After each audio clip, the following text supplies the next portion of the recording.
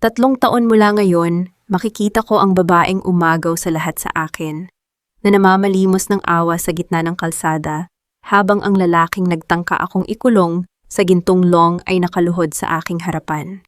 Hindi nila alam na ang bawat luhang pumatak sa aking mga mata noon ay naging lason na unti-unting uubos sa kanilang imperyo.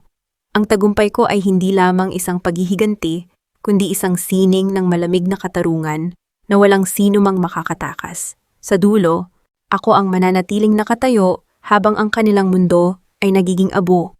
Ang katahimikan sa loob ng lumang simbahan sa Palawan ay biglang naging kasing bigat ng tingga. Isang pamilyar na boses ang bumasag sa banal na seremonya, isang boses na nagmula sa impyernong pilit kong tinakasan. Stop this marriage. This woman is carrying the heir of the De Vera Empire. Hindi siya pwedeng magpakasal sa isang hamak na gurulang. Dahan-dahan akong lumingon. Doon sa may pintuan ng simbahan nakatayo si Don Gabriel de Vera. Ang kanyang itim na coat ay tila isang anino na lumalamon sa liwanag ng araw. Ang kanyang mga mata ay walang emosyon, parang 2 piraso ng yelo na nakatitig sa aking kaluluwa. Ang mga bisita ay nagsimulang magbulungan, ang bawat salita ay parang mga karayom na tumutusok sa aking dangal. Ang hiya ay dahan-dahang kumakalat sa bawat sulok ng dambana. Gabriel, anong ginagawa mo rito? Tapos na tayo. 5 months ago, I walked out of your life. Ang boses ko ay hindi nanginig. Ito ay malamig, matigas at direkta. Ngumiti siya ng bahagya, isang ngiting nakakapangilabot. You can walk out on me, Valeria, but you can't walk out on a De Vera bloodline. Mateo Wright. Gusto mo bang pakasalan ang isang babaeng gabi-gabing nasa kama ko bago siya tumakas patungo sa liblib na lugar na ito? Tumingin ako kay Mateo. Ang kanyang mukha ay puno ng kalituhan at sakit. Nakita ko ang panginginig ng kanyang mga kamay habang hawak ang aking singsing. Ngunit wala akong oras para magpaliwanag. Wala akong oras para umiyak. Sa labas ng simbahan narinig ko ang mabilis na paghinto ng mga sasakyan at ang tunog ng mga pinto na marahas na bumubukas. Alam ko ang tunog na iyon. Hindi lang si Gabriel ang narito. Ang mga anino ng nakaraan ay sumunod sa kanya. Mateo, makinig ka. I meant every word I said to you. Pero hindi ito ang oras para sa drama, wika ko habang hinuhubad ang aking puting belo. Gabriel, you think you can just claim me because of this child. This is not a contract. This is a life. Exactly, isang buhay na may halagang bilyon-bilyon, Valeria. Don't be a martyr. Alam nating dalawa na kung hindi ka sasama sa akin ngayon, hinding-hindi ka makakalabas ng simbahang ito ng buhay. The assassins are already at the perimeter. They are not mine. They are from the syndicate you tried to expose. Maring sagot ni Gabriel habang dahan-dahang naglalakad palapit sa altar. Isang malakas na putok ang narinig mula sa labas na sinundan ng pagbasag ng mga bintanang kristal ng simbahan. Ang mga kristal ay nagliparan na parang mga brilyanteng dugo ang bumabagsak sa sahig. Ang mga tao ay nagsimulang magsisigaw, nagkakagulo, nagtatakbuhan sa takot. Ngunit nanatili akong nakatayo sa gitna ng kaguluhan. Hinawakan ko ang aking tiyan, isang protektadong kilos. Tiningnan ko si Mateo sa huling pagkakataon. Mateo, tumakbo ka na. Go through the back door. Ngayon, binalingan ko si Gabriel. Hindi ko siya tiningnan ng may pag-ibig, kundi ng may matinding kalkulasyon. Fine, I will go with you, pero sa isang kondisyon. Hinding-hindi mo hahawakan ang buhay ko gaya ng dati. I am returning to the De Vera mansion, not as your secretary, but as the mother of your heir, and I will have my own rules. Sa loob ng 2 minuto, ang tahimik na simbahan ay naging isang battlefield.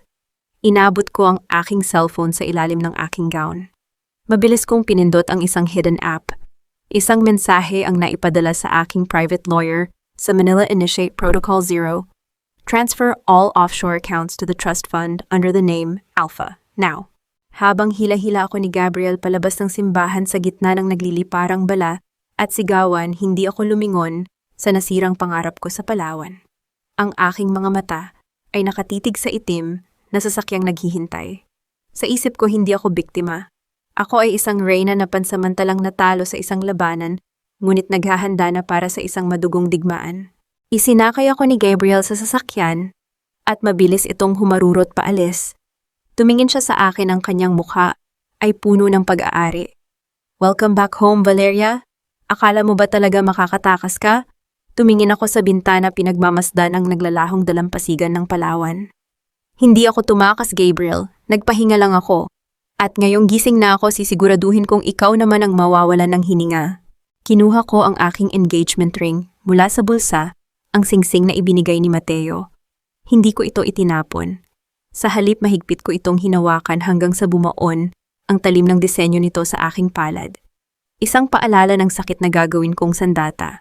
Pagdating namin sa dulo ng kalsada, biglang tumigil ang sasakyan. Isang itim na envelope ang nakapatong sa dashboard ni Gabriel. Dahan-dahan niya itong binuksan at ang kanyang mukha ay biglang namutla. Sa loob ng envelope ay may isang litrato ni Isabela, ang kanyang paboritong pamangkin, na may nakatutok na pulang laser dot sa noo nito. Who did this? Ang boses ni Gabriel ay puno ng panginginig at galit. Tumingin ako sa kanya nang may malamig na ngiti. That's my first rule, Gabriel. Habang nasa loob ako ng bahay mo, walang sino man ang ligtas, hanggat hindi ko sinasabi. Sa bawat hakbang ko sa loob ng mansyong ito, nararamdaman ko ang lamig ng mga pader na tila ba humihinga ng mga lihim. Ang Mansion de Vera ay hindi isang tahanan.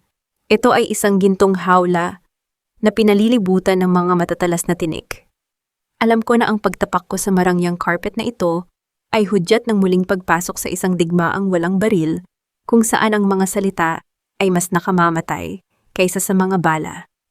Ngunit sa pagkakataong ito, hindi ako ang biktima. Ako ang mitya na magpapasabog sa lahat ng kanilang kasinungalingan. Ang amoy ng mamahaling wax at sariwang bulaklak ay tila nanunukso, nagpapaalala sa akin ng mga gabing ginugol ko rito bilang isang tapat na lingkod.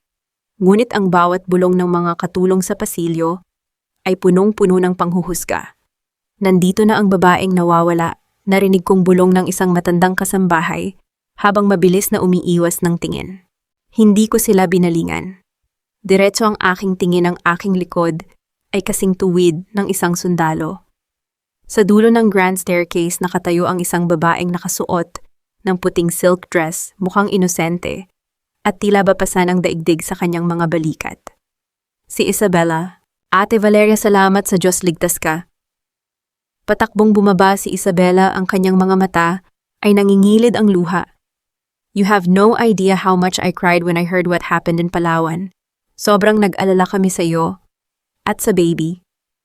Tiningnan ko siya mula sa kanyang perpektong ayos ng buhok hanggang sa kanyang nanginginig na mga kamay. Isang mahusay na pagganap. Kung hindi ko lang alam na siya ang unang taong nagnanais na mawala ako, baka naniwala pa ako sa kanyang mga luha. Huwag mong ubusin ang luha mo sa akin, Isabela.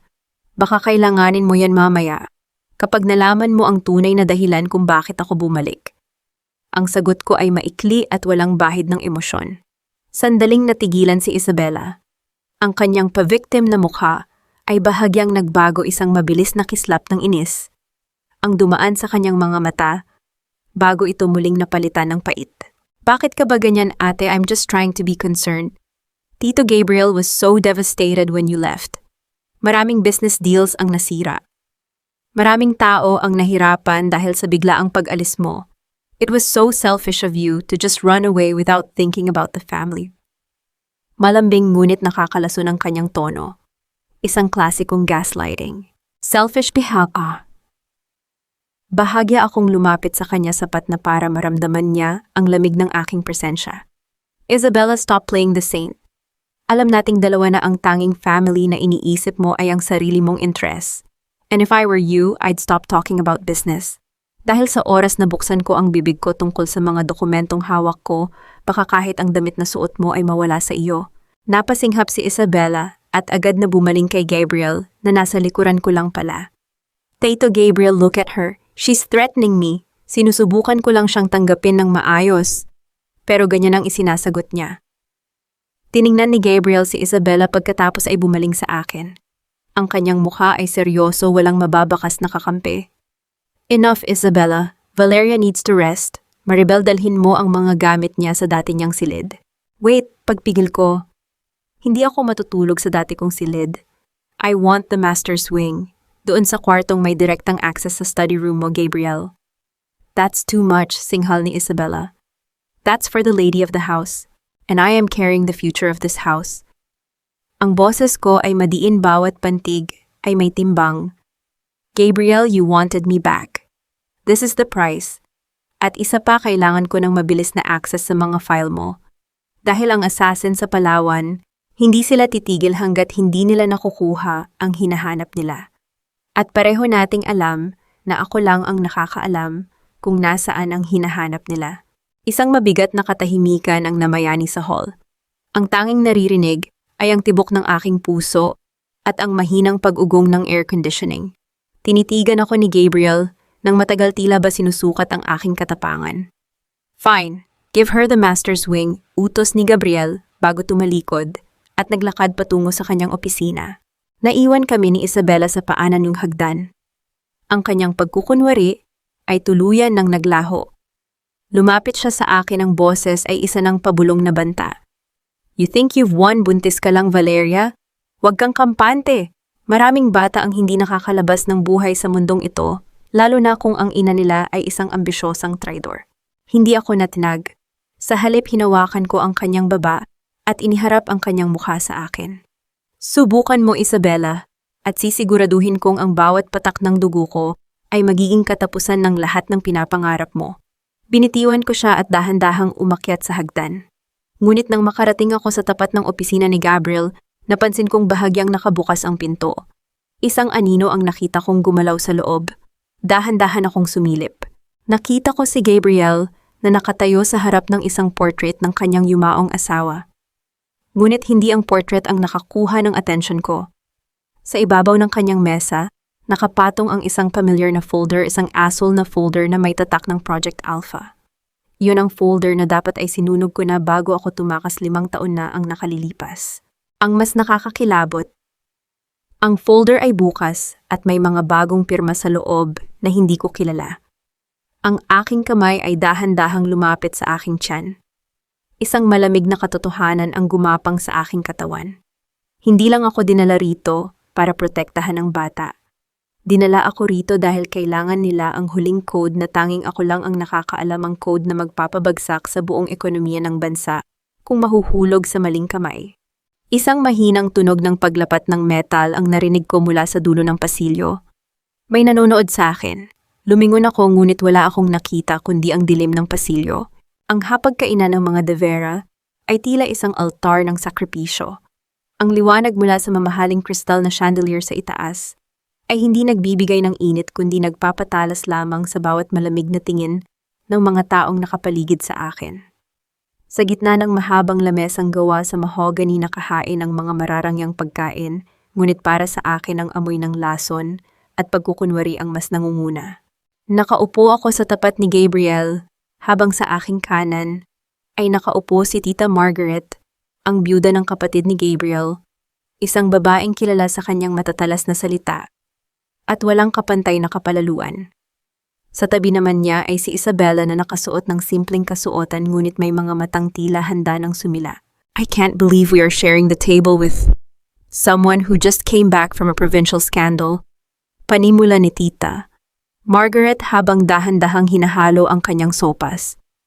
Ang pilak niyang kutsara ay bahagyang tumama sa porselanang pinggan. Lumikha ng isang manipis at matalim na tunog sa gitna ng katahimikan. Gabriel, seryoso ka ba talaga rito? Baka naman kung kanino lang ang batang iyan at ginagamit lang ang pangalan ng mga De Vera para makabalik sa marangyang buhay. Hindi kumibo si Gabriel. Nagpatuloy siya sa pagbabalat ng kanyang hipon, tila ba walang naririnig. Alam ko ang laro niya. Sinusubukan niya ako. Gusto niyang makita kung paano ko ipagtatanggol ang aking sarili o kung hihingi ba ako ng tulong sa kanya tulad ng isang mahinang babae. Uminom ako ng tubig, marahang ibinaba ang baso nang walang kaunting ingay at tiningnan si Tita Margaret ng diretso sa mata. Ang aking mukha ay nanatiling kalmado, walang bakas ng galit o takot.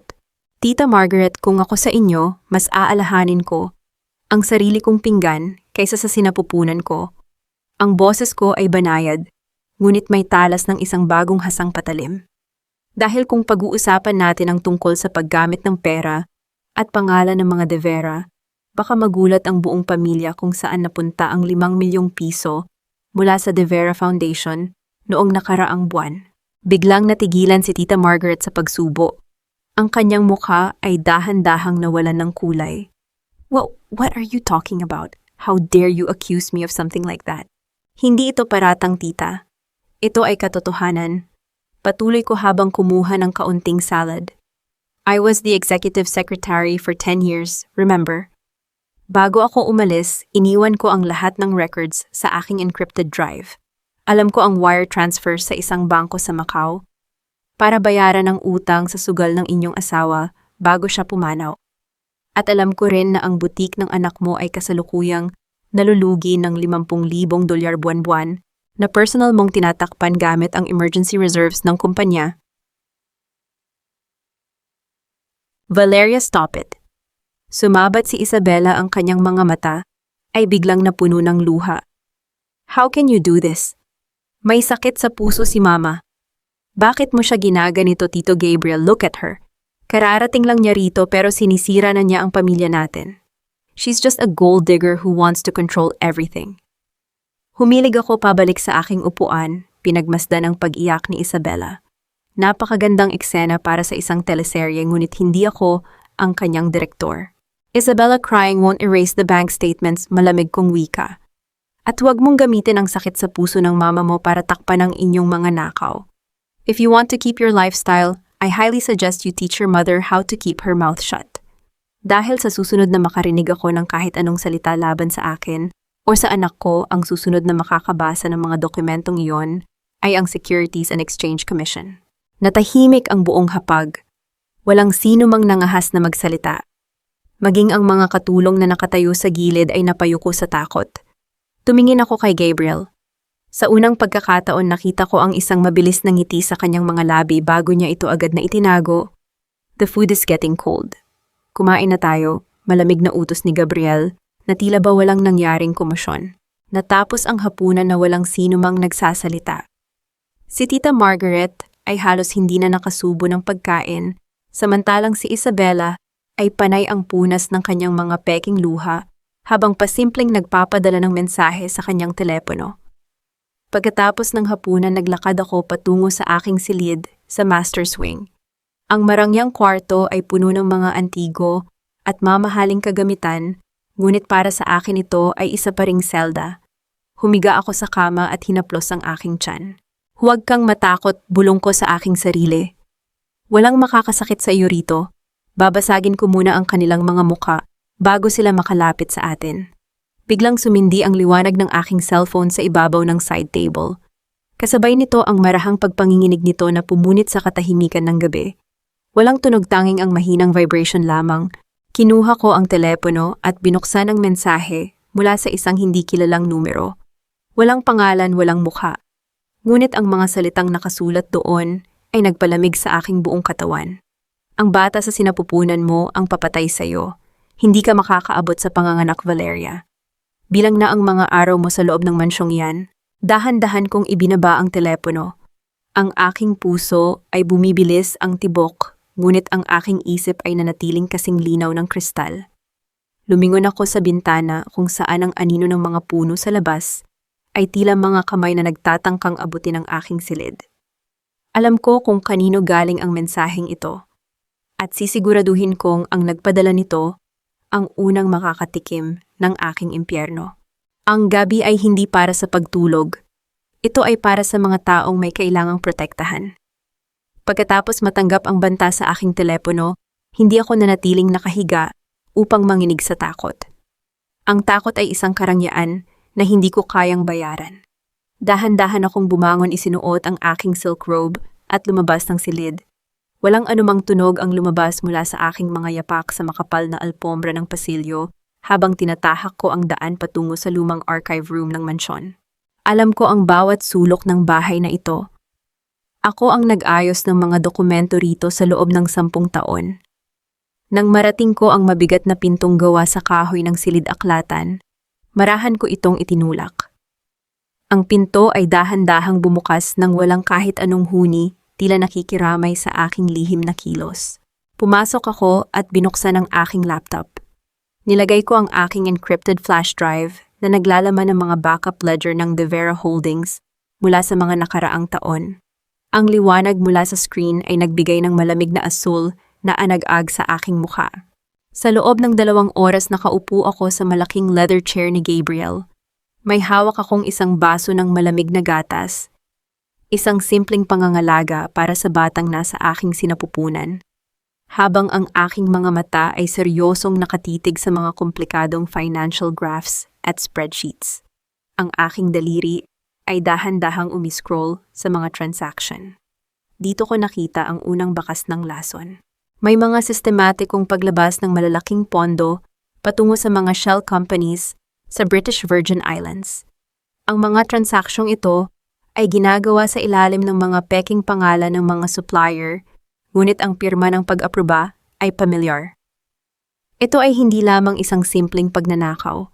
Ito ay isang planadong pagpapabagsak sa buong financial capacity ng De Vera Empire mula sa loob. You should be resting, Valeria. Hindi mabuti sa bata ang magpuyat. Ang boses ni Gabriel ay nagmula sa dilim ng pinto. Dahan-dahan siyang naglakad palapit, ang kanyang mga mata ay nakatitig sa screen ng aking laptop. Walang galit sa kanyang mukha, tanging pag-usisa. Hindi ako nagulat. Ibinaba ko ang aking baso ng gatas at hinarap siya. Iniiwasan ko lang mamatay ng walang laban, Gabriel.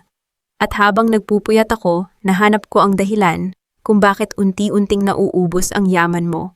Ipinakita ko sa kanya ang screen. Look at this, your cash flow is bleeding. Sa loob ng huling 2 taon, may naglilipat ng hindi bababa sa 10 milyong piso buwan-buwan.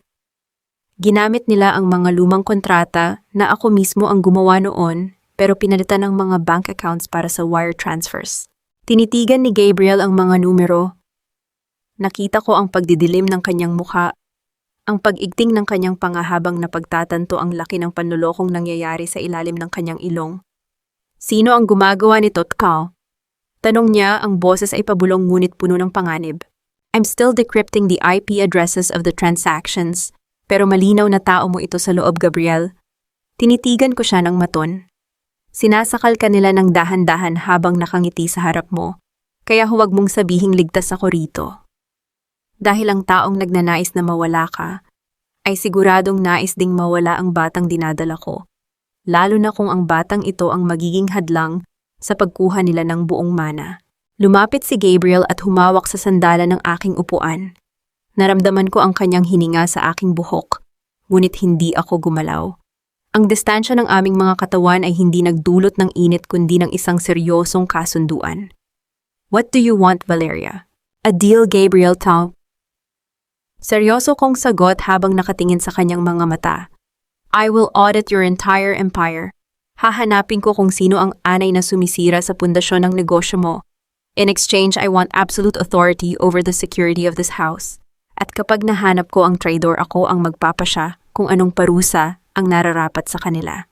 Tinitigan ako ni Gabriel, tila ba sinusubukan niyang hanapin ang takot sa aking mga mata. Ngunit wala siyang nakita kundi ang isang matatag na pader ng determinasyon. Deal. Mula ngayon, ang bawat utos mo sa security ay susundin tulad ng sa akin, wika niya bago dahan-dahang lumayo. Isinara ko ang aking laptop at nagpa siya ng bumalik sa aking silid. Habang naglalakad ako pabalik sa madilim na pasilyo malapit sa dulo ng hagdan, narinig ko ang mahinang tunog ng mga yapak. Mabilis akong sumandal sa pader, pinili kong magtago sa makapal na anino ng isang malaking klorera. Mula sa dilim lumitaw si Isabela. Hawak niya ang kanyang telepono at nakatitig sa screen. Wala ang kanyang nakasanayang inosente at malambing na mukha. Ang kanyang mga labi ay nakakurba sa isang mapait na ngiti. Inilagay niya ang telepono sa kanyang tainga. Ang kanyang boses kapag walang nakikinig ay malalim, matigas at punong-puno ng puot. Gawin mo na ang dapat mong gawin. Pabulong niyang wika sa telepono. Nagsisimula nang makialam si Valeria sa mga files. Make sure na bago matapos ang linggong ito, hindi na niya magagamit ang utak niya. I don't care about the baby, just make it look like an accident. Nanatili akong walang kibo sa dilim, pinipigilan ang aking paghinga.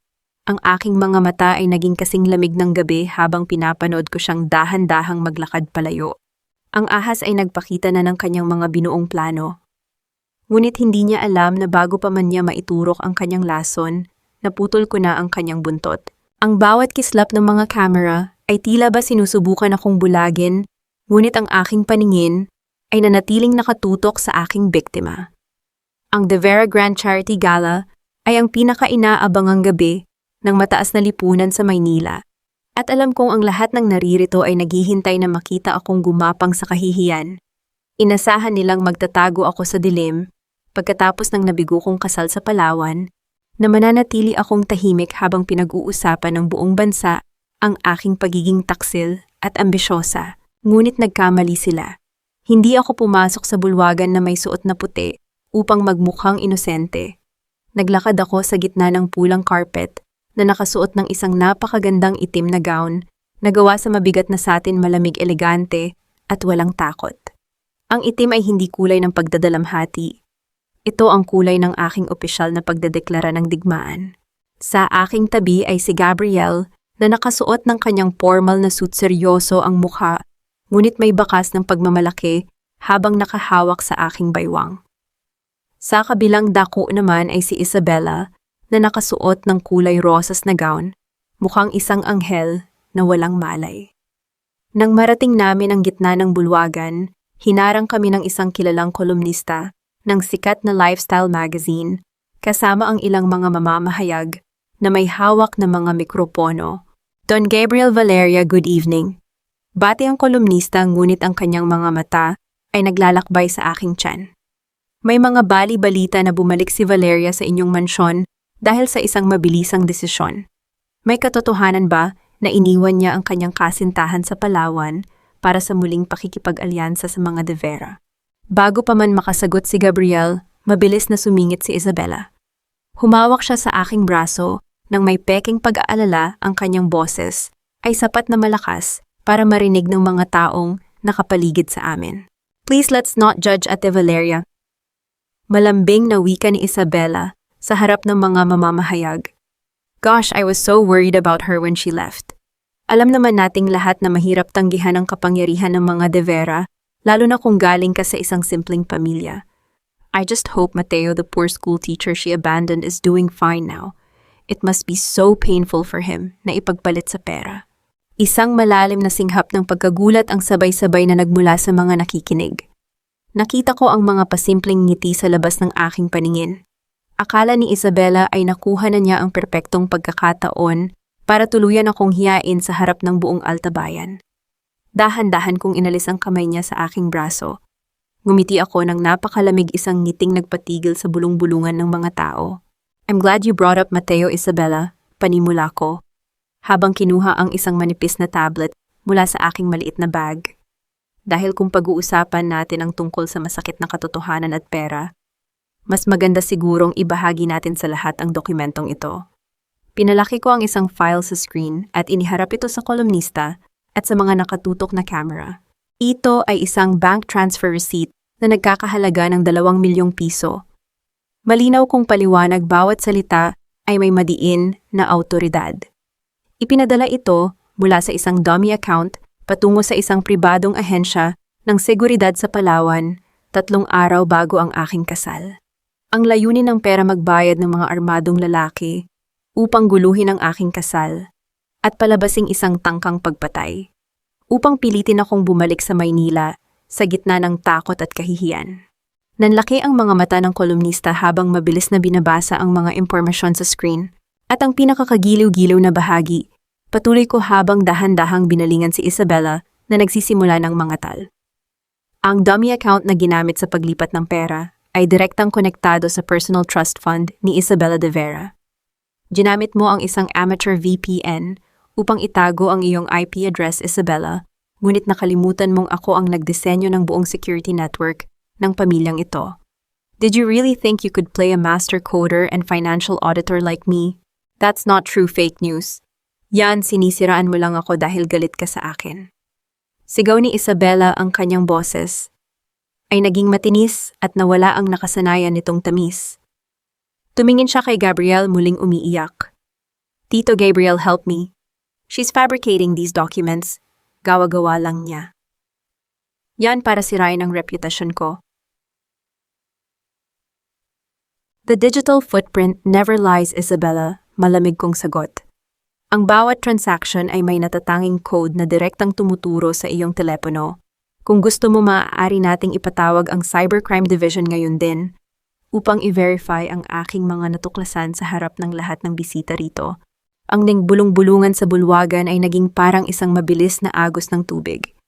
Ang mga tingin na puno ng panghuhusga na kanina ay nakatutok sa akin ay dahan-dahang lumipat kay Isabela.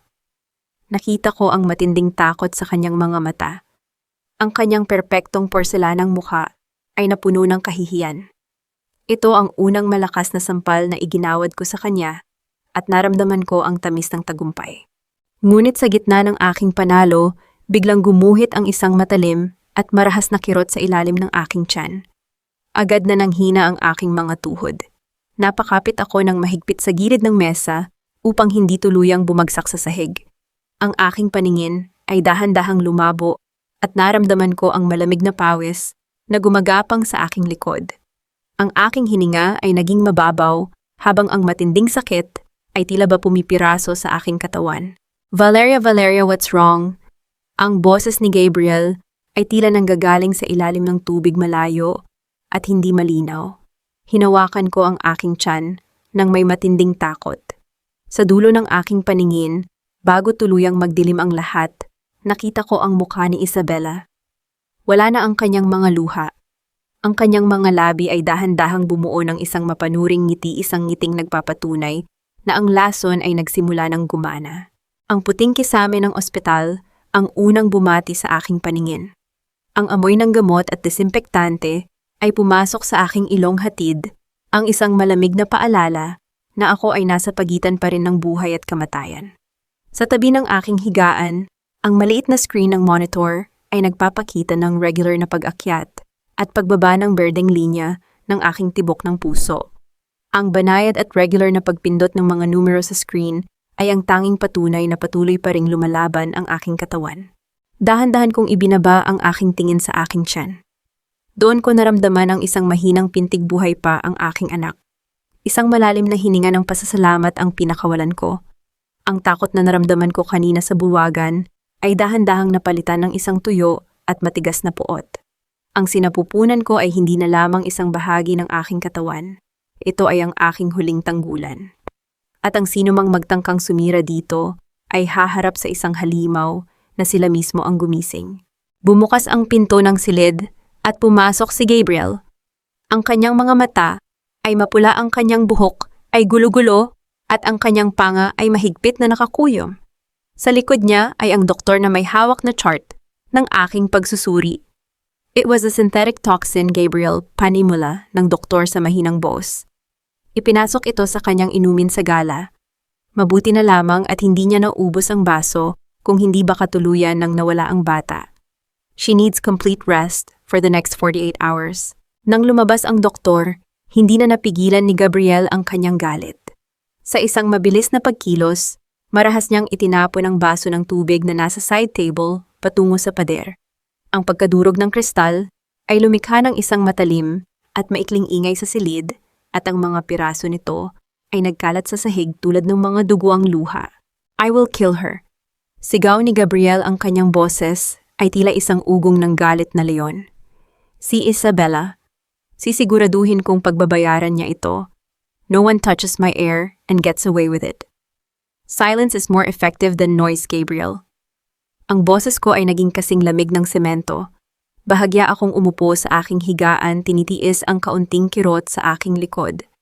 Ang aking mga mata ay nakatitig sa kanya nang walang kahit anong takot.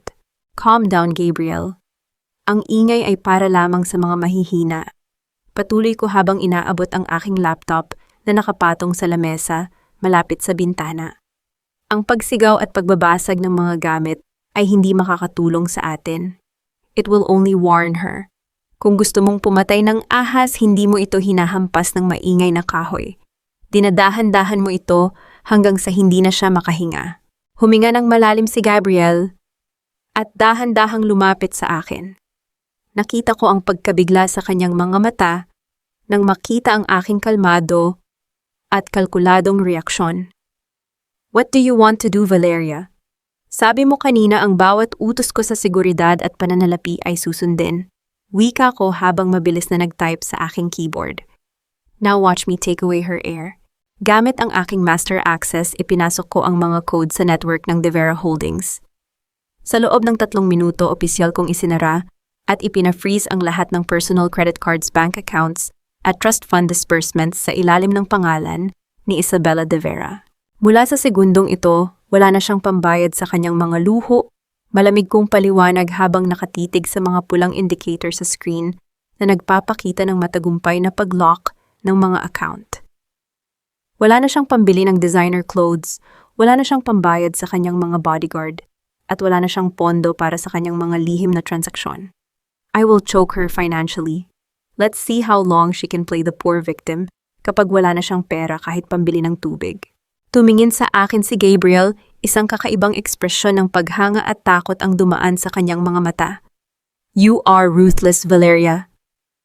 I am a mother, Gabriel, at ang isang ina ay gagawin ang lahat upang protektahan ang kanyang anak kahit na nangangahulugan ito ng pagpapakita ng impyerno sa mga kaaway ko.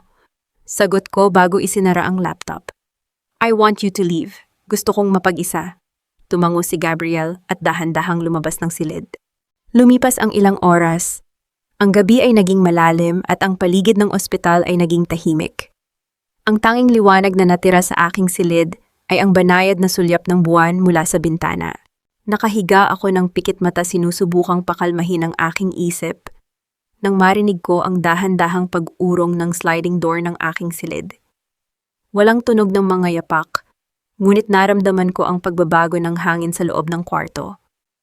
Ang aking bagong security protocol ay dapat na mahigpit, ngunit may nakapasok pa rin. Dahan-dahan kong iminulat ang aking mga mata. Isang matangkad na anino ang nakatayo sa paanan ng aking kama.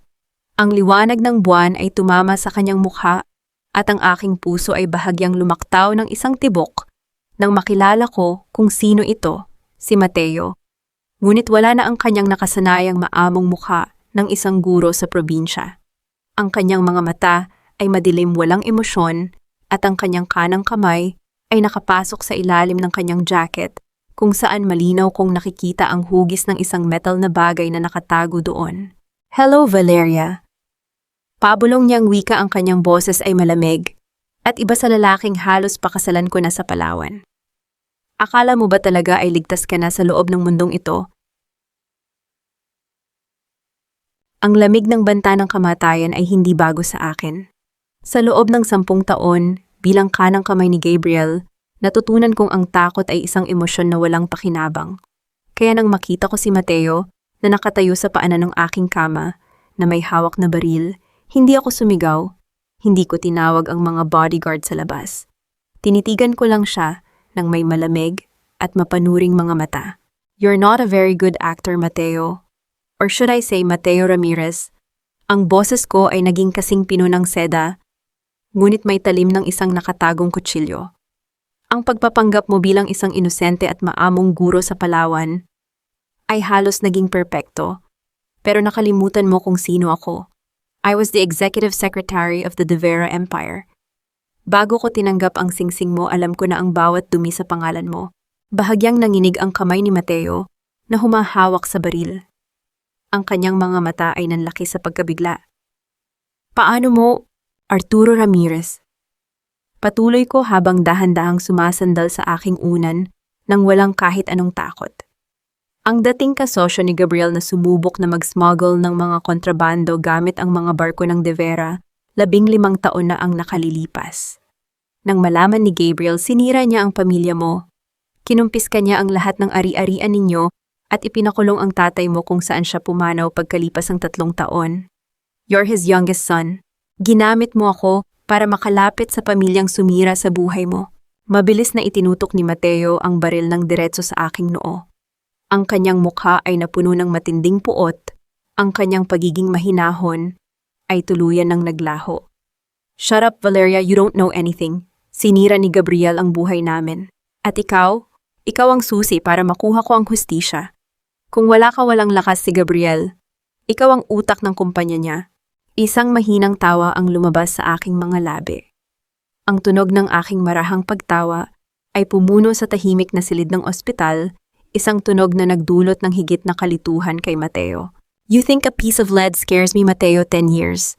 Sa loob ng 10 taon natulog ako sa tabi ni Gabriel de Vera na alam kong sa bawat sandali ay may kaaway siyang maaaring humiwa sa leeg ko.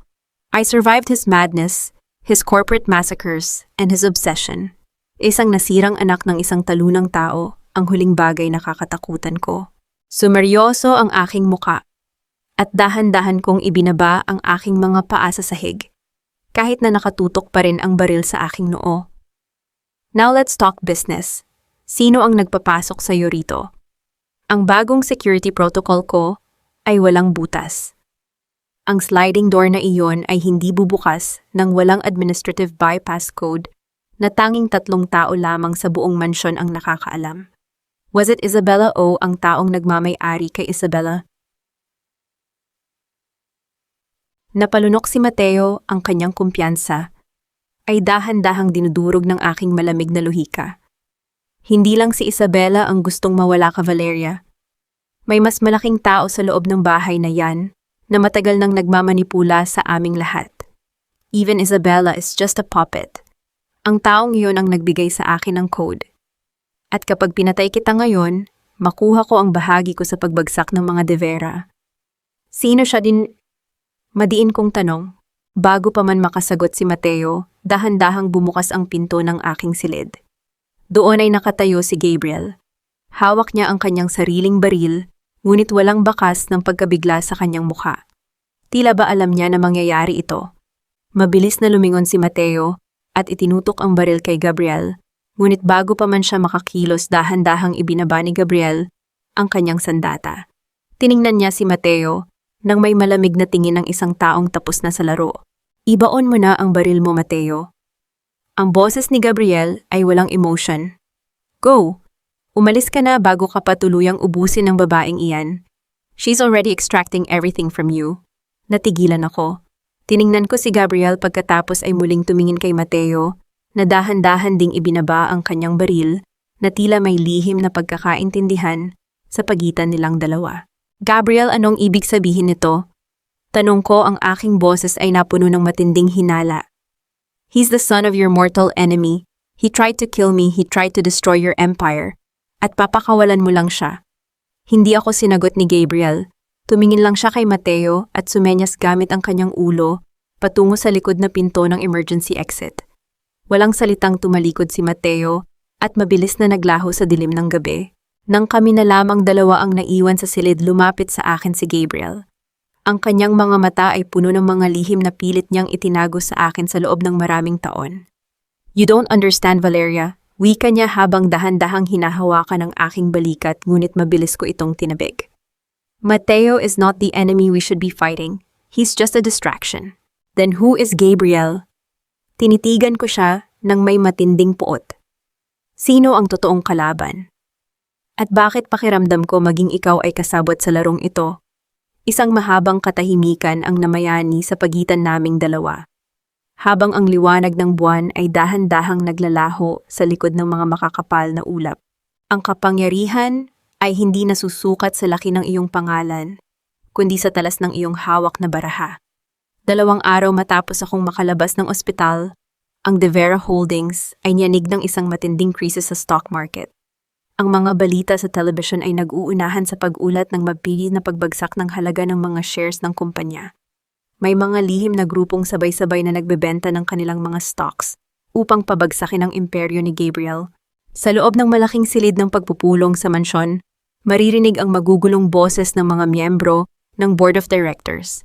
Lahat sila ay natataranta, sumisigaw at naghahanap ng paraan upang isalba ang kanilang mga natitirang yaman. Si Gabriel ay nakaupo sa dulo ng mahabang mesa, seryoso at madilim ang mukha. Walang sino man sa inyo ang makakapigil sa pagbagsak na ito. Panimula ko habang dahan-dahang pumapasok sa silid. Ang aking itim na sutla na suit ay nagbigay ng isang formal at makapangyarihang presensya. Ang ginagamit nilang algorithm ay isang komplikadong short-selling scheme na nakakonekta sa mga offshore servers. Kung susubukan ninyong labanan ito, gamit ang tradisyonal na paraan, tuluyan kayong mabubura sa merkado bago matapos ang araw na ito. At ano ang alam mo sa takbo ng merkado ngayon, Valeria?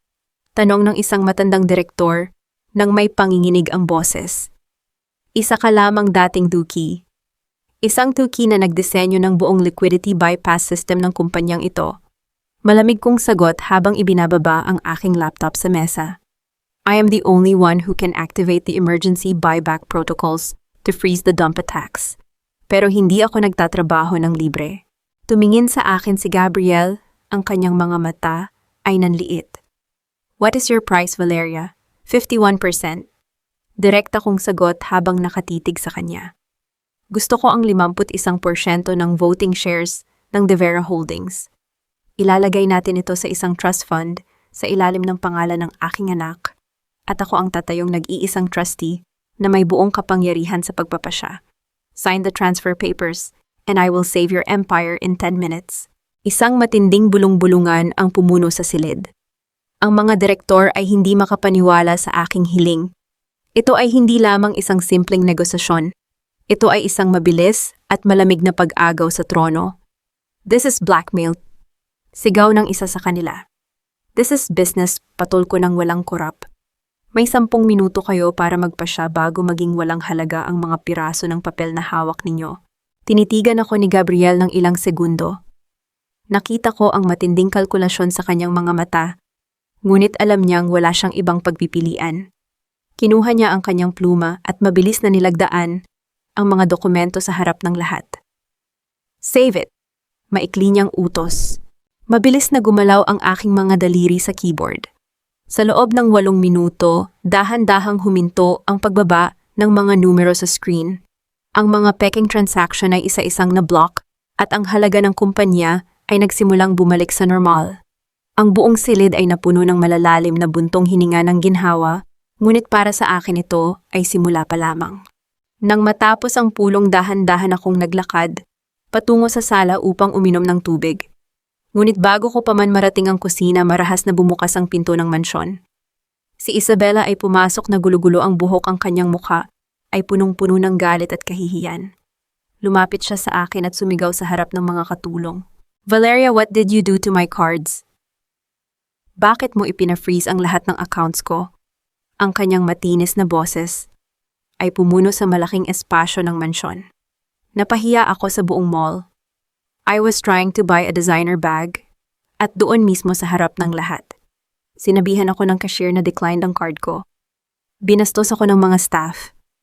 Tito Gabriel, make her unfreeze my money right now. Nagpatuloy ako sa pag-inom ng tubig bago siya binalingan. Ang aking mukha ay nanatiling kalmado at walang emosyon. Ang mga credit cards na ginagamit mo ay nakarehistro bilang corporate expenses ng Devera Holdings, Isabela. Malamig kong wika. At dahil hawak ko na ngayon ang 51% ng kumpanya, ang perang ginagastos mo ay pera ko na. I don't fund parasites, lalo na ang mga ahas na sumusubok na pumatay sa anak ko. Mula ngayon, matututo kang mamuhay ng walang karangyaan. Tito Gabriel, iyak ni Isabela, habang bumabaling sa kanyang tiyuhin, na kararating lang sa sala. Look at what she is doing to me. Sinisira niya ang buhay ko. Tiningnan ni Gabriel si Isabela ng may malamig na tingin. Valeria is the majority owner now, Isabela. Kung wala kang pera para pambayad sa mga luho mo, imumungkahi kong ipack mo na ang mga gamit mo at umalis sa mansyong ito. Napasinghap si Isabela. Ang kanyang mga luha ay natuyo at napalitan ng isang matinding puot habang nakatitig sa akin. Ito ang tunay na mukha ng kanyang pagkapahiya, ang pagtanggal sa kanyang nag-iisang sandata, ang pera. Nang gabi ring iyon, naglalakad ako sa madilim na pasilyo ng mansyon upang hanapin ang lumang layout ng bahay sa library ni Gabriel. Habang tinitingnan ko ang malaking bookshelf sa dulo ng silid, napansin ko ang isang maliit na ukit sa likod ng isang makapal na aklat. Nang dahan-dahan ko itong hilahin, lumikha ang pader ng isang maikling tunog ng gumagalaw na kahoy. Isang lihim na pintuan ang dahan-dahang bumukas. Dinala ako ng aking kuryosidad sa loob ng isang maliit at madilim na silid na walang bintana. Binuksan ko ang flashlight ng aking telepono. Ang malamig na liwanag nito ay tumama sa mga pader ng silid. Agad na nanghina ang aking mga tuhod sa aking nakita. Ang buong pader ay punong-puno ng mga larawan ko. May mga larawan ko noong ako ay nag-aaral pa sa universidad, mga larawan ko habang naglalakad sa kalsada noong ako ay bata pa, at mga larawan ko mula sa aking pagkabata sa probinsya bago ko pa man nakilala si Gabriel o ang pamilya de Vera. May nakasulat na mga petsa at oras sa bawat likod ng larawan, mga detalyadong tala ng aking bawat kilos sa loob ng maraming taon. Isang malamig na katotohanan ang gumapang sa aking katawan. Hindi ako nag-apply bilang thuki ni Gabriel dahil sa pagkakataon. Ako ay pinili, sinubaybayan at binuo para sa isang layuning hindi ko pa rin alam hanggang ngayon. Narinig ko ang mahinang tunog ng paglapat ng pinto sa aking likuran. Ang pintuan ng lihim na silid ay dahan-dahang nagsara at ang huling liwanag mula sa labas ay tuluyan ng naglaho. Ang dilim ay hindi banta. Ito ay isang pansamantalang tabing lamang bago ang muling pagmulat ng katotohanan. Nang dahan-dahang sumara ang pinto ng lihim na silid, hindi ako sumigaw. Ang pagpapanik ay lamang sa mga walang kakayahang mag-isip. Ginamit ko ang natitirang liwanag ng aking telepono upang suriin ang gilid ng kahoy na pader. Alam kong sa bawat lihim na silid na itinayo sa mansyong ito, merong isang mechanical release latch na nakatago malapit sa bisagra ng pinto. Sa loob ng 2 minuto ng maingat na paghahanap, naramdaman ng aking mga daliri ang isang maliit na bakal na lever. Nang hilahin ko ito, dahan-dahang bumukas muli ang pinto, hinahayaan ang liwanag ng pasilyo na pumasok sa silid. Ngunit bago ako lumabas, kinuha ko ang isang itim na leather ledger na nakapatong sa mesa sa loob. Ito ang naglalaman ng mga orihinal na sulat kamay tungkol sa aking buhay. Nang buksan ko ang unang pahina, ang katotohanan ay tila isang malamig na tubig na ibinuhos sa aking mukha. Ang sulat kamay ay hindi kay Gabriel. Ito ay kay Attorney Vargas, ang pinagkakatiwalaang abogado ng pamilya de Vera. Sa loob ng 3 dekada, siya ang tunay na nag-utos na subaybayan ako mula pa noong aking pagkabata. Siya ang nag-ayos ng aking scholarship upang makapasok ako sa universidad, at siya ang nagrekomenda sa akin kay Gabriel upang maging executive secretary nito. Nais ni Attorney Vargas na mapalapit ako sa mga de Vera dahil alam niyang ako lamang ang may kakayahang gumawa ng mga complex financial encryption codes na gagamitin niya sa dulo upang ubusin ang yaman ng pamilya nang walang bakas. Ako ang kanyang perpektong kasangkapan na dahan-dahang binuo sa loob ng maraming taon. Mabilis akong lumabas at tinungo ang opisina ni Gabriel. Nadatnan ko roon si Gabriel na seryosong nakatitig sa mga ulat ng kumpanya, kasama si Isabela na nakaupo sa sulok na mamaga ang mga mata sa kaiiyak dahil sa pag-freeze ng kanyang mga accounts. Ibinagsak ko ang itim na ledger sa mesa sa harap ni Gabriel. Hindi ikaw ang nag-utos na subaybayan ako, Gabriel. At hindi rin si Isabela ang utak ng lahat ng pagpapabagsak sa kumpanya mo. Kumunot ang noo ni Gabriel habang binubuksan ang ledger. Ang kanyang mukha ay dahan-dahang napuno ng matinding pagkagulat habang binabasa ang mga sulat ni Attorney Vargas. Attorney Vargas? Bulong ni Gabriel, ang kanyang boses ay puno ng panginginig ng galit. He was like a brother to my father. He handled all our legal and financial accounts.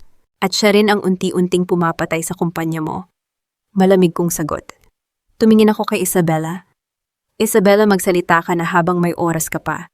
Dahil kung hindi, sisiguraduhin kong sa kulungan ka manganganak ng mga kasinungalingan mo. Napalunok si Isabela at tuluyan ng humagulgol ng iyak. I had no choice, Tito Gabriel. Attorney Vargas has my private files.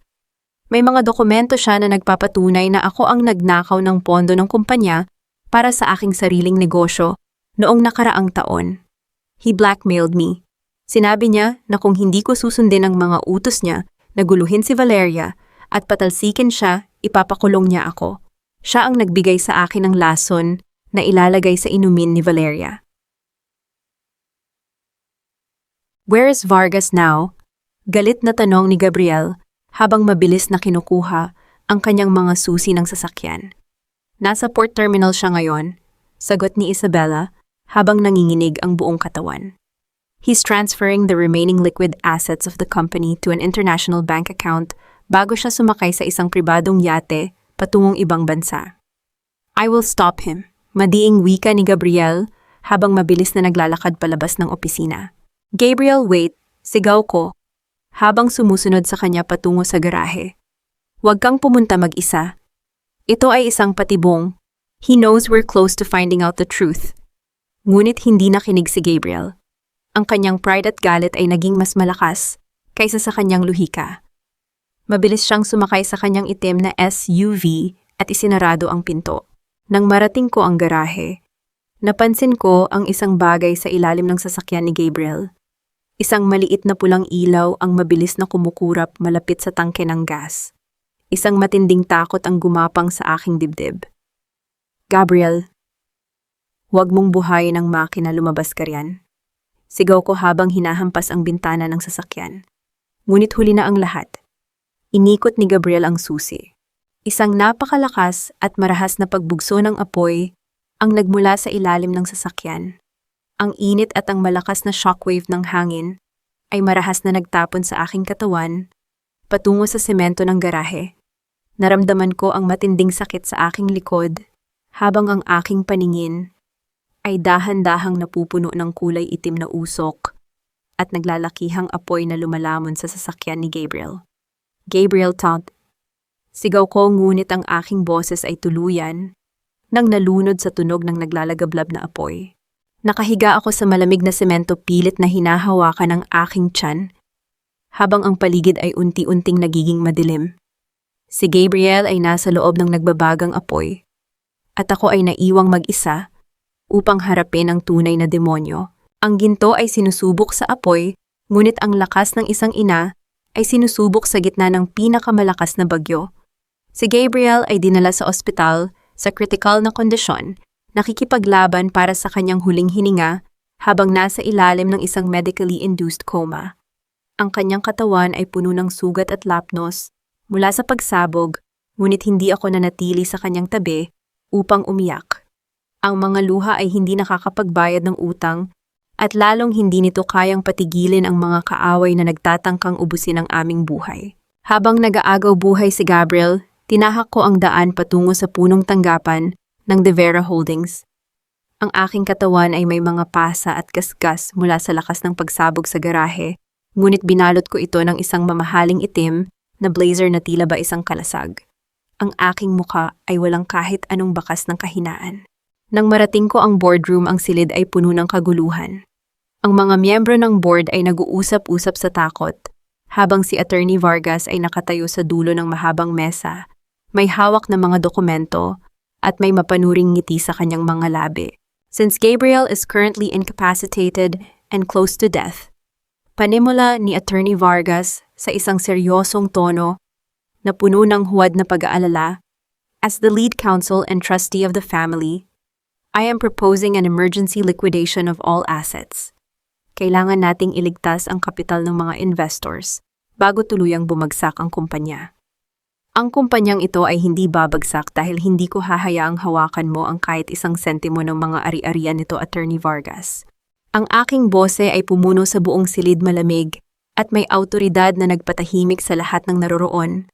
Dahan-dahan akong naglakad patungo sa dulo ng mesa, bawat hakbang ko ay sinundan ng mga nagugulat na tingin ng mga matatandang direktor. Valeria, asik ni Attorney Vargas ang kanyang ngiti, ay biglang napalitan ng inis. You have no right to be here. Isa ka lamang dating sekretarya. Ang kumpanyang ito ay nangangailangan ng pamumuno ng isang eksperto, hindi ng isang babaeng buntis, na walang alam sa batas. Inilabas ko ang mga dokumentong nilagdaan ni Gabriel bago ang pagsabog at dahan-dahan ko itong inilapag sa ibabaw ng mesa. I am the majority owner of De Vera Holdings, holding 51% of the voting shares under my child's trust. Ang bawat salita ko ay madiin at malinaw. And as the majority owner, my first official act is to terminate your services as lead counsel of this company effective 5 minutes ago. You are no longer authorized to speak, negotiate, or represent the De Vera family. Nanlaki ang mga mata ni Attorney Vargas at mabilis niyang tiningnan ang mga dokumento. This is invalid. Si Gabriel ay hindi nasa tamang pag-iisip nang pirmahan niya ito. Ang mga pirma ay may selyo ng notaryo at may kasamang video recording ng buong transaksyon. Malamig kong sagot habang binubuksan ang projector screen sa dingding ng boardroom. At bago mo pa man masimulan ang paglipat ng mga pondo sa port terminal, na-block ko na ang lahat ng transit clearances ng iyong mga shell companies sa Central Clearing Bank. The National Bureau of Investigation is already waiting for you outside this building. Ipinakita ng screen ang mga detalyadong ulat ng mga transaksyon ni Attorney Vargas, kasama ang kanyang mga peking pirma at ang mga dokumentong nagpapatunay ng kanyang pagnanakaw sa loob ng maraming taon. Binalingan ko ang mga miyembro ng board na kanina pa natatakot. Sino sa inyo ang gustong sumama kay Vargas sa kulungan magsalita ngayon? Ang matatandang lalaki na dating tumitingin sa akin, nang mababa ang mga direktor, na dating itinuturing akong isang hamak, nakatulong lamang ay dahan-dahang napayuko.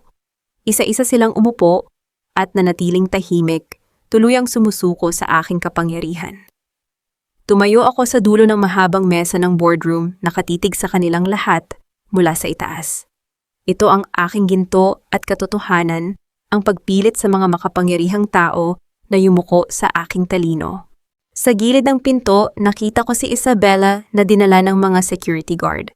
Ang kanyang mukha ay punong-puno ng luha, nanginginig sa takot, dahil alam niyang wala ng luhang makakapagligtas sa kanya mula sa parusa ng batas. Tiningnan ko siya nang walang kahit anong awa. Ang kanyang kasakiman ang nagdala sa kanya sa dulo ng kanyang sariling bangin. Take them away, utos ko sa mga awtoridad na pumasok sa silid upang arestuhin si Attorney Vargas at Isabela, habang pinapanood ko ang pagkaladkad sa kanila. Palabas naramdaman ko ang isang biglaang pagbuhos ng init sa aking mga hita. Ang aking paningin ay bahagyang umikot, at ang isang matalim marahas, at hindi mapigilang sakit, ay gumuhit sa aking puson. Napakapita ko sa gilid ng mesa. Ang aking hininga ay naging mabilis at mababaw. Ang aking panubigan ay tuluyan ng pumutok. Valeria, are you okay? Tanong ng isa sa mga direktor na mabilis na lumapit sa akin. Nakahawak ako sa aking tiyan, tinitiis ang matinding contraction na tila ba pinipiraso ang aking katawan. Sa gitna ng aking pinakamalaking tagumpay sa korporasyon ng aking anak, ay nagpa siya ng lumabas upang harapin ang bagong mundong aking itinayo para sa kanya. Ang taibig ng isang ina ay hindi bulag. Ito ay may matalas na paningin na kayang dumaan sa pinakamadilim na gabi.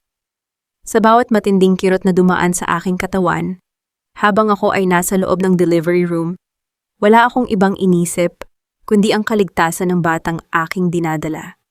Ang bawat contraction ay tila ba isang hampas ng martilyo sa aking natitirang lakas, ngunit hinarap ko ito nang walang kahit isang sigaw ng pagsuko.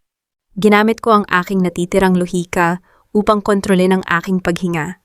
Nang sa wakas, ay marinig ko ang matinis at malusog na iyak ng aking anak. Ang lahat ng sakit at pagod na aking pinagdaanan sa nakaraang mga buwan ay tila ba dahan-dahang naglaho. Inilagay ang aking anak sa aking dibdib, isang napakagandang sanggol na may mga matang tila ba handa ring harapin ang mundo. Aking anak, bulong ko, habang dahan-dahang hinahaplos ang kanyang maliit na kamay. Hindi ka na magiging kasangkapan sa laro ng iba. Hawak na natin ang sarili nating tadhana.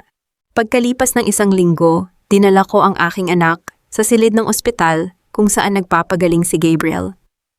Gising na siya, ngunit ang kanyang buong katawan ay nakabalot pa rin sa mga bendahe mula sa pagsabog. Nang makita niya kaming pumasok, nakita ko ang isang mabilis na emotion ng panghihinayang at pagmamalaki sa kanyang mga mata. You really did it, Valeria. Ang kanyang boses ay mahina paos ngunit puno ng matinding respeto. You took over the board, you destroyed Vargas, at nakuha mo ang 51% ng kumpanya habang ako ay natutulog. I did what I had to do to protect our child, Gabriel. Sagot ko habang dahan-dahang inilalagay ang sanggol sa kanyang tabi upang masilayan niya ito. The shares are legally registered. Hindi ko ito ibabalik sa iyo dahil alam nating dalawa na ako lamang ang may kakayahang magpatakbo ng imperyong ito nang walang dugo at kasakiman.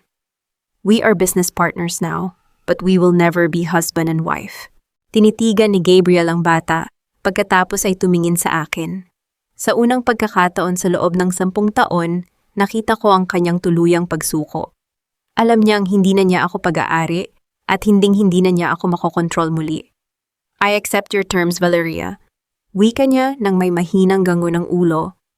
You are the only queen this empire deserves. Bago ako tuluyang umalis sa Maynila, upang magpahinga, nagpa siya akong bisitahin si Isabela sa loob ng Central Detention Cell. Nakaupo siya sa likod ng rehas, nakasuot ng simpleng dilaw na damit ng preso. Wala na ang kanyang mamahaling makeup, wala na ang kanyang magagarang alahas, at ang kanyang mukha ay mukhang tuyo at walang buhay. Nang makita niya ako, lumapit siya sa rehas at sumubok na umiyak tulad ng dati. Ate Valeria, please, tulungan mo ako. Hindi ko kayang manatili rito. Papatayin ako ng mga tao rito. I am family. Patawarin mo ako, please.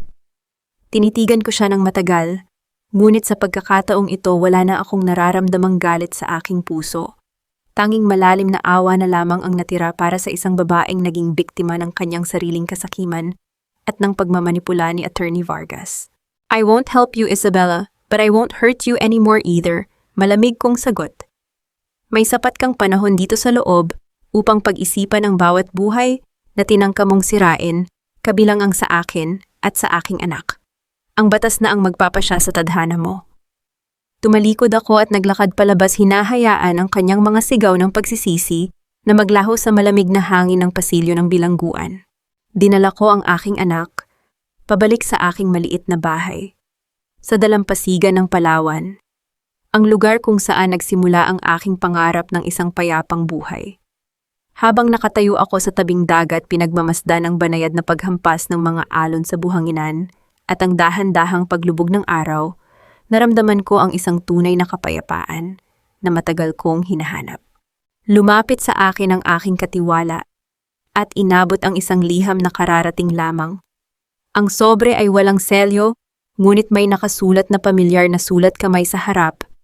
Para kay Valeria. Galing ito kay Mateo. Dahan-dahan ko itong binuksan, habang ang hangin mula sa dagat ay marahang umihip sa aking buhok. Ang nakasulat sa loob ay nagdulot ng isang bagong kaba sa aking dibdib. Hindi ko alam kung karapat-dapat ako sa iyong patawad, Valeria. Ngunit nais kong malaman mo na si Attorney Vargas ay isang sangay lamang ng malaking puno. Ang tunay na nag-utos na patayin ka, at ang bata ay ang pamilyang Ramirez na matagal nang naghihintay sa labas ng bansa. Huwag kang kampante, Valeria. Ang laro ay hindi pa tapos. Dahan-dahan kong ibinaba ang liham. Tumingin ako sa malawak at madilim na karagatan, kung saan ang mga alon ay tila ba nagdadala ng isang bagong banta mula sa malayo. Ang aking mga labi ay dahan-dahang bumuo ng isang matatag na ngiti. Hayaan silang pumarito. Dahil ngayon ako na ang may hawak ng buong kapangyarihan ng mga De Vera at handa akong sunugin ang buong karagatan upang protektahan ang aking anak. Lumipas ang 3 taon na parang isang mabilis na agos ng tubig sa dalampasigan. Ang Maynila ay nananatiling maingay at magulo, ngunit ang De Vera Holdings ay hindi na ang dating imperyo ng takot at karahasan. Sa ilalim ng aking pamumuno, ang kumpanya ay tuluyan nang nalinis mula sa mga illegal na transaksyon at naging isang simbolo ng makabagong negosyo na pinatatakbo ng talino, katarungan at katapatan. Nakatayo ako sa balkonahe ng aking opisina sa pinakamataas na palapag ng De Vera Tower. Ang hangin ay marahang umihip, hinahaplos ang aking buhok habang pinagmamasdan ko ang malawak na lungsod sa ibaba. Sa aking tabi, dahan-dahang lumapit ang aking 3 taong gulang na anak. Ang kanyang maliliit na daliri ay humawak sa aking kamay, nagbibigay ng isang walang kapantay na init sa aking puso. Mama, look, ang ganda ng araw, wika ng aking anak, habang itinuturo ang dahan-dahang paglubog ng araw sa pagitan ng mga naglalakihang gusali. Ngumiti ako at binuhat siya. Oo, anak. At ang bawat paglubog ng araw ay nagpapaalala na palaging may bagong umaga na darating. Bumukas ang pinto ng opisina at pumasok si Gabriel. Hindi na siya ang banta na nagpahirap sa aking buhay noon. Bagaman may mga bahagyang bakas pa rin ng sugat sa kanyang mukha, mula sa pagsabog ang kanyang mga mata ay puno na ngayon ng kapayapaan. Siya ang tumatayong katuwang ko sa pagpapatakbo ng kumpanya, ngunit iginalang niya ang aking desisyon na manatiling magkaibigan at magkasosyo lamang para sa kapakanan ng aming anak. Nakaredy na ang helicopter, Valeria, wika ni Gabriel nang may magalang na tono.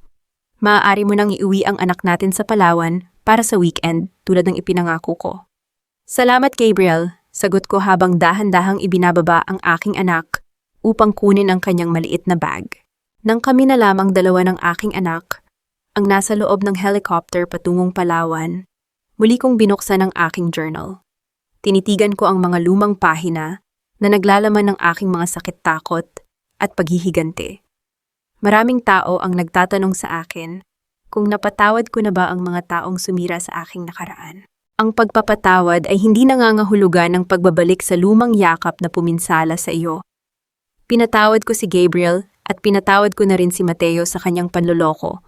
Ngunit ginawa ko ito hindi dahil karapat-dapat sila sa aking tiwala, kundi dahil ayaw kong maging bilanggo ng aking sariling pot. Ang haterd ay isang mabigat na gama na pumipigil sa atin na lumipad. Nang pakawalan ko ang galit, doon ko nahanap ang tunay na kapayapaan. Tungkol naman sa pamilya Ramirez na nagbanta sa aking buhay noon. Gamit ang aking 51% ng kapangyarihan sa De Vera Holdings, dahan-dahan ko silang binuwag sa pamamagitan ng pag-freeze sa kanilang mga internasyonal na ari-arian. Hindi ko na kinailangang gumamit ng baril upang talunin sila. Ang talino at legal na paraan ang naging pinakamatalas kong patalim. Nakatagpo ba ako ng kapayapaan? Oo. Ngunit ang aking kapayapaan ay hindi ang uri ng kapayapaan na nakukuha sa pagtakas at pagtatago sa isang liblib na probinsya. Ang tunay na kapayapaan ay ang pagkakaroon ng lakas at kapangyarihan na protektahan ang iyong mga hangganan. Ito ang kakayahang tumitig sa mata ng iyong mga kaaway at sabihing, hindi mo na ako kayang saktan muli. Sa bawat babaeng nakikinig sa aking kwento, nais kong iwanan sa iyo ang isang mahalagang aral. Hindi mo kailangang maging martir upang patunayan na ikaw ay mabuting tao.